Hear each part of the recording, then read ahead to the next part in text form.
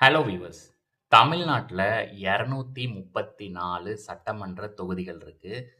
இதுல ரிசர்வேஷன்ஸ் இருக்குன்னு எத்தனை பேருக்கு தெரியும்? என்னடா தொகுதியிலயுமே ரிசர்வேஷனா அப்படின்னு கேட்டீங்கன்னா, இதுக்கான பதில நான் கடைசியில சொல்றேன். சரி, எத்தனை தொகுதிகள் ரிசர்வேஷன்ஸ்ல இருக்கு அப்படின்னு நீங்க நினைக்கிறீங்க அப்படின்னு சொல்லி கமெண்ட்ல சொல்லுங்க. இந்த 234 தொகுதிகள்ல 188 பொது தொகுதிகள். அது இல்லாம 44 ஷெட்யூல் காஸ்ட், அதாவது எஸ்சி கேட்டகரிக்குன்னே ஒதுக்கப்பட்ட தொகுதிகள். அது மட்டும் இல்லாம 2 தொகுதிகள் ஷெட்யூல் ட்ரைப்ஸ், அதாவது எஸ்டி கேட்டகரிக்காக ஒதுக்கப்பட்ட தொகுதிகள்.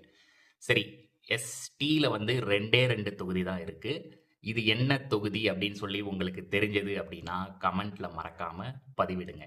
சரி, சட்டமன்ற தேர்தல்ல எதுக்கு ரிசர்வேஷன் அப்படின்னு சொல்லி பார்த்தீங்கன்னா, சட்டமன்றத்துல எல்லாரோட குரல்களும் கேட்கணும். எல்லாரோட மக்கள் அ எல்லா தரப்புல இருந்தும் ரெப்ரசன்டேட்டிவ்ஸ் இருக்கணும் அப்படிங்கிற நோக்கத்துல தான் இந்த தொகுதிகள்லயும் ரிசர்வேஷன்ஸ் இருக்கு. மத்தபடி வாக்காளர்கள் யாரு வேணாலும் வோட் பண்ணலாம். இப்ப உதாரணத்துக்கு கோயம்புத்தூர் மாவட்டம் வால்பாறையை எடுத்துக்கிட்டோம் அப்படின்னா, அது ஒரு எஸ்சி கேட்டகரியில இருக்கிற தொகுதி. இதுல அப்படின்னா என்ன அர்த்தம் அப்படின்னு சொல்லி பார்த்தீங்கன்னா, இதிலிருந்து தேர்ந்தெடுக்கப்படுற ஒருத்தர் கண்டிப்பா எஸ்சி கேட்டகரிய சேர்ந்தவரா தான் இருப்பாரு. ஆனா வாக்காளர்கள் எந்த கேட்டகரியில வேணாலும் இருக்கலாம் அப்படின்னு தான் அர்த்தம். இத பத்தி இப்ப தான் தெரிஞ்சுக்கிறீங்க அப்படின்னா, இந்த வீடியோவுக்கு ஒரு லைக் போட்டுட்டு மறக்காம ஷேர் பண்ணி விடுங்க.